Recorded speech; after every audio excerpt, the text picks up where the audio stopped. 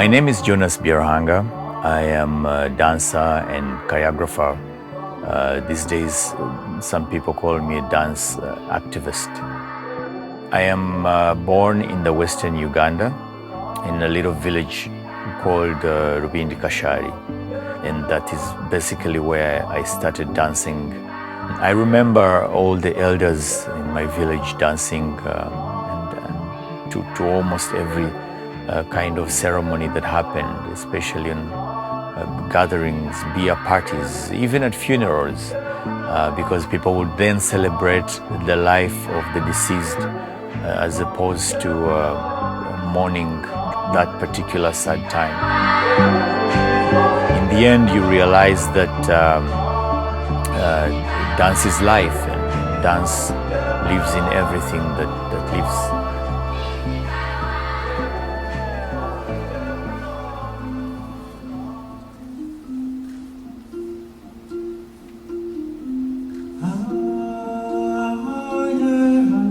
So this was an eye-opening for me when it comes to my life as a dancer, and I still refer to it because I look at a lot of things when I was growing up. I remember dancing to the beat from the western Uganda. It's very common. A lot of Ugandans would know it. It used to go itano, nitano, nikumi. Literally means 5 and 10, but the sound, it sounds like a recital of numbers. But I still do have that at the back of my head. Like every time I'm trying to come up with a choreography, I take it back to the roots, and I still do hear this sound in my head. My parents passed away at an early age, and it was a very difficult time. As far as attaining a good education was concerned, but then I was very lucky. I was offered a scholarship in a school that belonged to a British priest called Father Damien Grimes, who concentrated and invested in educating students in all aspects of life. He concentrated on exploiting different talents within individuals, and dance was one of those, or music, dance and drama. So much that we even had music, dance and drama productions every year, annually at the National Theatre Calendar in Kampala. And I happened to be one of the performers. And at the time, during this production is when I caught the eye of the then director of a dance company that was called Footsteps Dance Company. It was the only dance company that practiced and performed contemporary dance. So I joined this dance company when I was around 16, and I learned a lot from them. It was an important time for me because it's when I realized how life could be as a dancer, and also I was introduced to the part of being a choreographer. During my time in Footsteps Dance Company, I was approached by the then Alliance Française director. His name is Martin Didier, a very great man who supported the arts, but specifically on my part, the dance industry in Uganda. And a lot of artists in Uganda of the time can give testimonies of his great work. He supported me so much to an extent that I got a scholarship to go to Senegal to be under the direction of a very great dancer, choreographer, teacher, and the mother of African contemporary and modern African dance, Mama Germaine Akoni. And this was in 2005, and it was very important. It was also a very important time for me because I got to meet a lot of different students from different cultures from Africa, and I learned a lot from them. there was so much sharing of experiences. I didn't have that much experience, so my job was more to take in. When I came back from Senegal, back to Kampala, I set up a very small space by the National Theatre, and I started giving back through open classes, especially the things that I had learned in Senegal. And I selected the best dancers at the time or students, and I formed Keiga Dance Company. Keiga as a name because there was a man when I was growing up, and he was a very good dancer. He used to do traditional dances, and he inspired me a lot, I remember, as a child. And so I was also nicknamed Keiga when I was younger, so I thought it was a great, I thought he was a very great inspiration, and still is. The idea behind creating Keiga Dance Company was to create platforms where the young people could express issues and ideas relevant to their daily lives. And I felt like, I've always felt like this is important. Dance is important, as it is one of the only means of expression, especially for those people who cannot express themselves or communicate through speech. You use dance to express the things that you can't speak. And I think this is the easiest way, especially if you are a talented performer.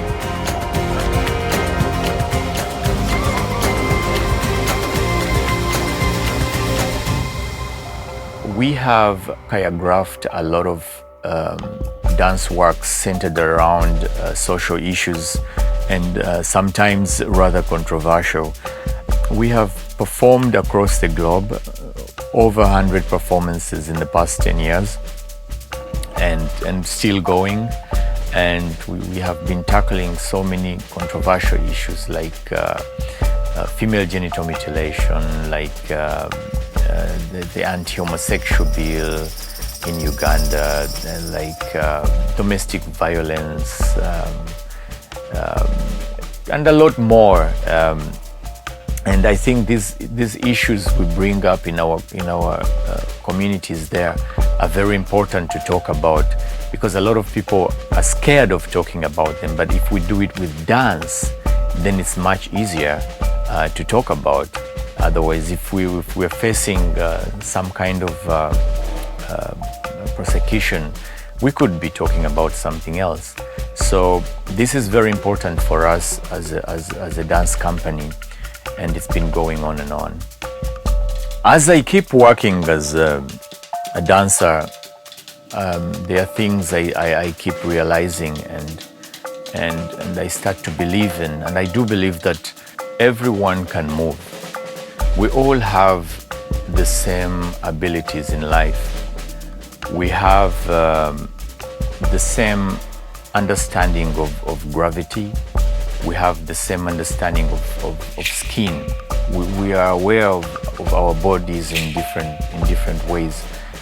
I believe that everyone can move, and everyone can be aware of the surrounding, even if it's a choreography that is in unison, supposed to be in unison, or if it's a group choreography. You do not have to be a professional dancer to know that your body can actually really move. It's these abilities, the sense of touch, the sense of being aware that you are surrounded by other dancing bodies, and the sense of gravity, connecting with the ground. Everyone moves on the sense of gravity on a daily basis. So I believe that this encompasses and transforms a bit of our feelings into a certain element of movement. So everyone has got that ability. I think it's very important to embrace dance in so many ways.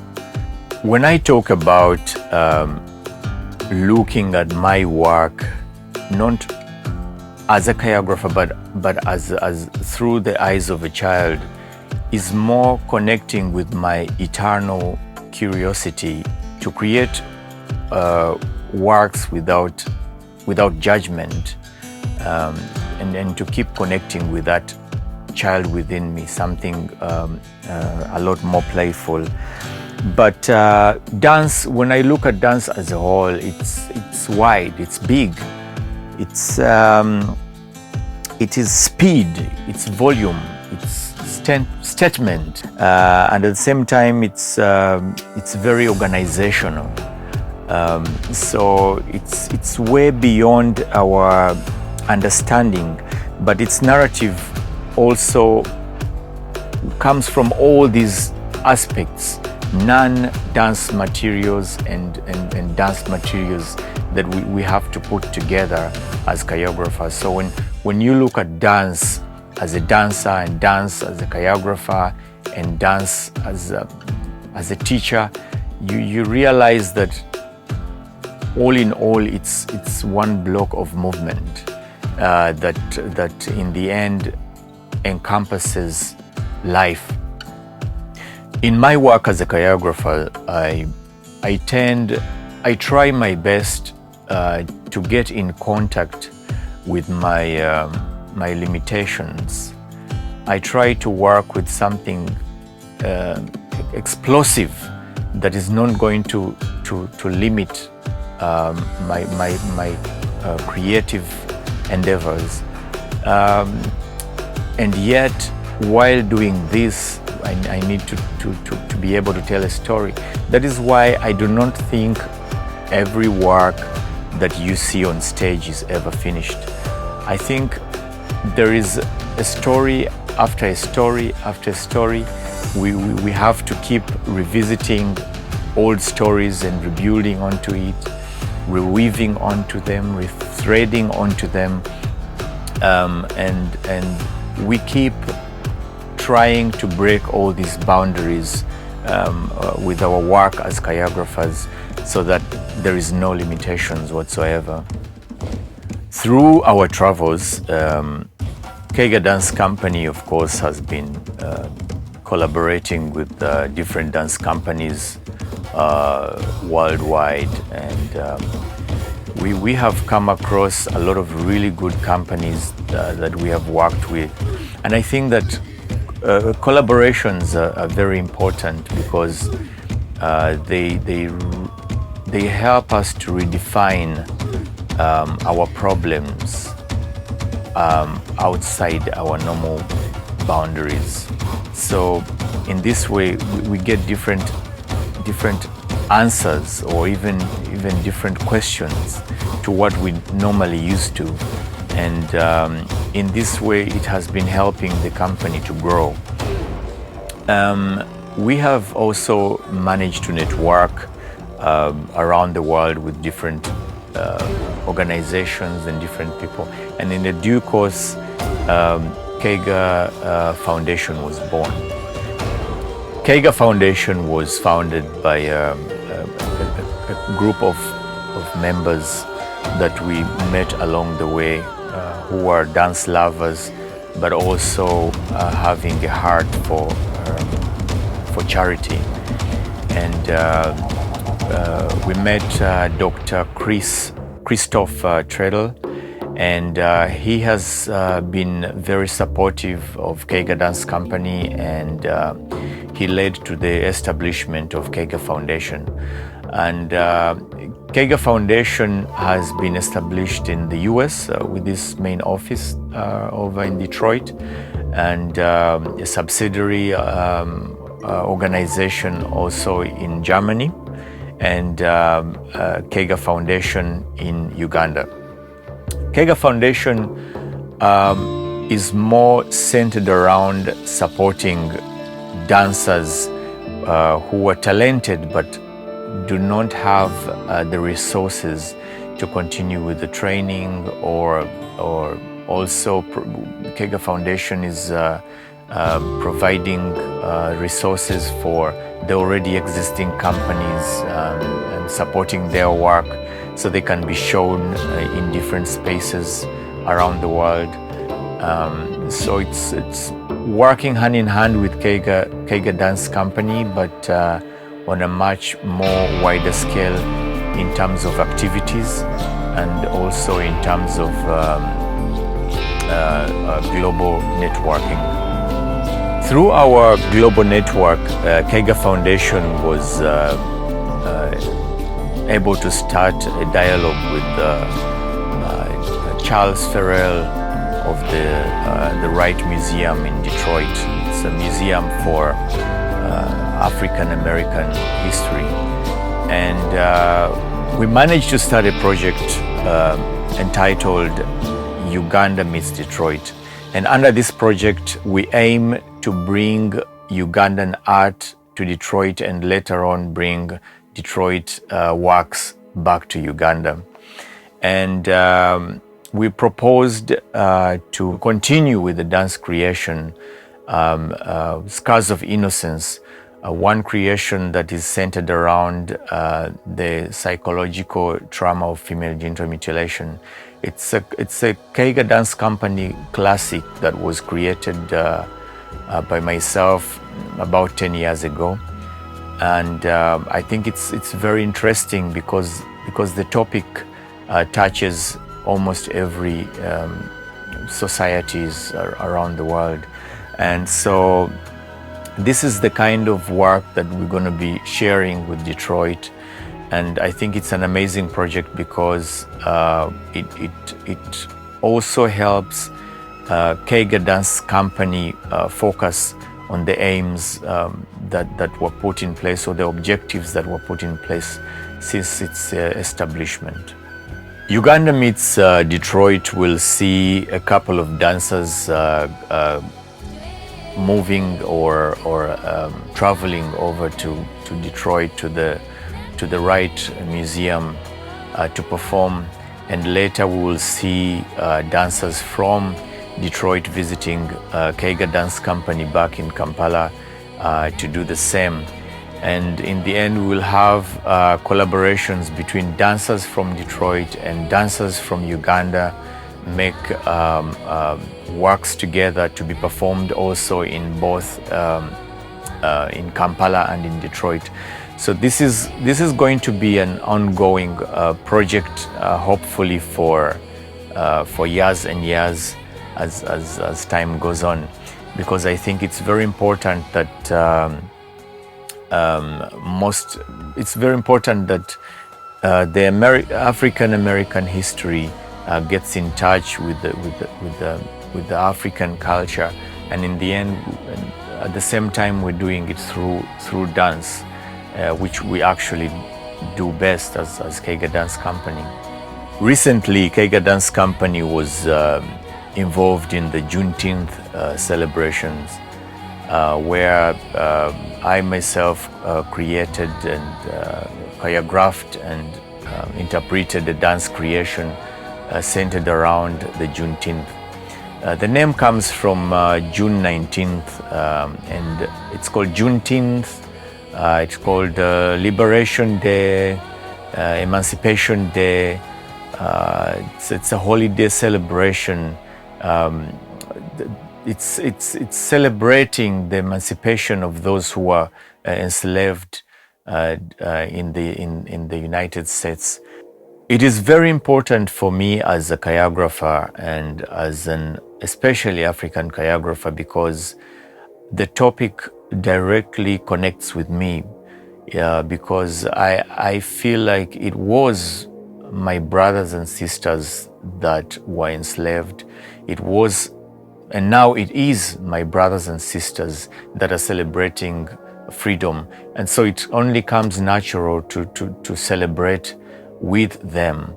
And the only way I could be involved in it, especially in these hard times of COVID-19, was to create a dance piece, have it recorded and sent to the US, and to be part of the Juneteenth celebrations. I think freedom is always worth fighting for and always worth all the sacrifice, especially in this new era where we got questions can we create a world where to breathe is to live in a world free of discrimination. As much as we celebrate Juneteenth and we celebrate the Freedom Day of what we celebrate because it brought to the end of the suffering of my people, my brothers and sisters, I still feel like we are not free. And so we still have to keep fighting for freedom in so many ways, even if it means to celebrate the end of slavery, even if it means to acknowledge, observe, and celebrate this special day. We still show that we need even more freedom because we feel like the new era of whatever is happening right now in the world is taking us back. So in this way, I think Juneteenth, Freedom Day to be specific, is very important to observe.